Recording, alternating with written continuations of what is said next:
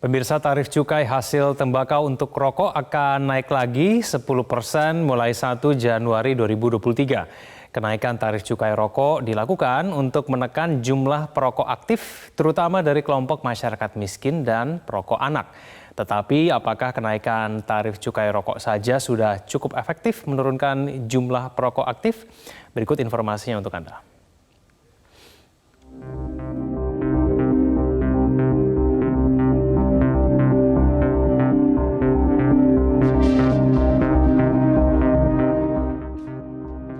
Aktivitas merokok mudah dijumpai di mana saja, seperti pasar, perkantoran, hingga ruang-ruang publik. Meski ada aturan kawasan tanpa rokok, tetap saja jumlah perokok terus naik.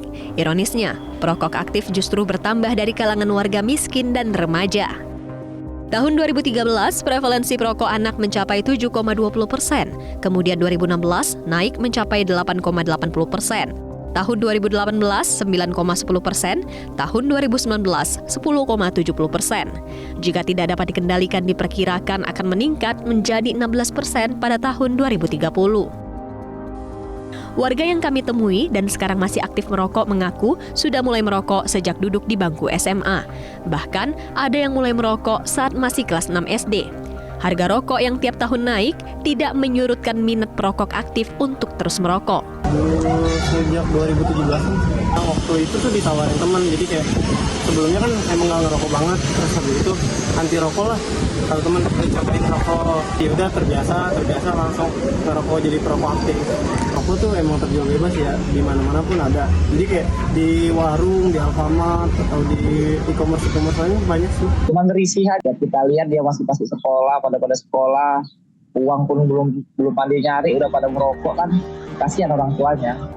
Faktor harga rokok selama ini dipercaya ampuh mengontrol konsumsi tembakau. Peneliti Pusat Kajian Jaminan Sosial Universitas Indonesia, Rizky Kusuma Hartono mengatakan, cukai adalah salah satu instrumen penekan jumlah perokok aktif. Harga rokok yang lebih mahal diharapkan membuat perokok berpikir 2 kali untuk mengkonsumsinya. Alasan ini juga mendorong pemerintah menaikkan cukai rokok setiap tahun. Mulai tahun 2023 dan 2024, cukai rokok ditetapkan naik 10%. Namun kenyataannya, penetapan cukai saja tidak cukup dan harus dibarengi upaya lain.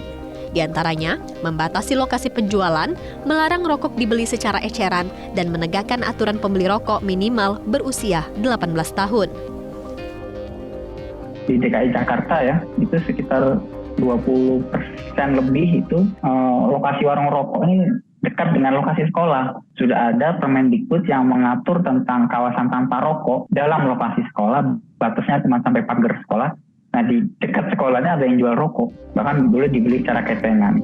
Itu boleh belinya secara berhutang.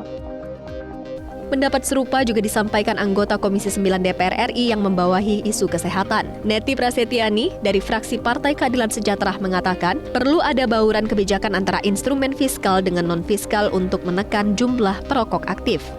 Aturan larangan merokok yang sudah ditetapkan harus mampu membuat norma baru di tengah masyarakat, sekaligus memaksa perokok berkorban ekstra untuk merokok. Neti mencontohkan aturan pembatasan lokasi rokok di luar negeri yang sengaja dibuat menyulitkan perokok aktif untuk merokok. Sebab harus berjalan jauh untuk menuju lokasi yang diizinkan sebagai tempat merokok atau pengenaan denda yang mahal jika kedapatan merokok di lokasi terlarang. Persoalannya ada pada komitmen ya. Memang persoalannya ada pada komitmen ya. Komitmen. Jadi saya pernah mendapat informasi dari teman yang pergi ke luar negeri. Dia perokok. Nah, ketika pergi ke luar negeri itu dia bercerita mendatangi restoran itu sudah ada peraturan di restoran tidak boleh merokok. Awalnya mungkin terpaksa ya tidak merokok, tapi sepanjang saya duduk sampai selesai makan saya bisa nggak merokok gitu.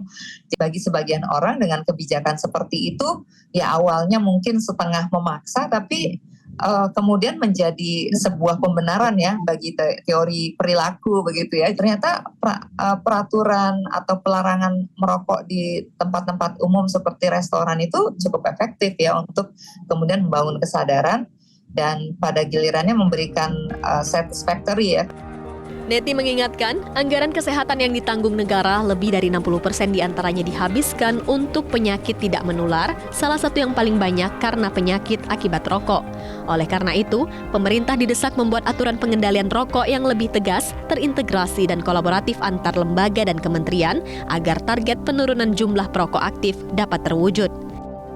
Dari Jakarta, Atika Kusumawardani, Metro TV.